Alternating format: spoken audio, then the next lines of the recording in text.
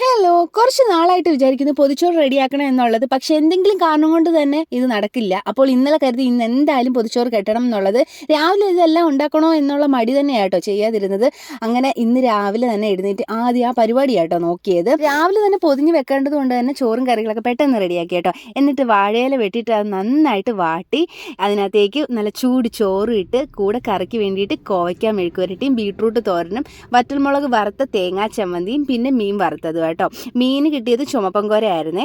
എന്നിട്ട് കുറച്ച് അച്ചാർ മതിയല്ലോ. ഇതെല്ലാം കൂടി ഒരുമിച്ച് ഒതുക്കി പൊതിഞ്ഞിട്ട് ഒരു 3-4 മണിക്കൂർ വെച്ചിട്ട് കഴിക്കാൻ എടുത്തു കഴിഞ്ഞാലുണ്ടല്ലോ സംഭവം പൊളിക്കും കേട്ടോ.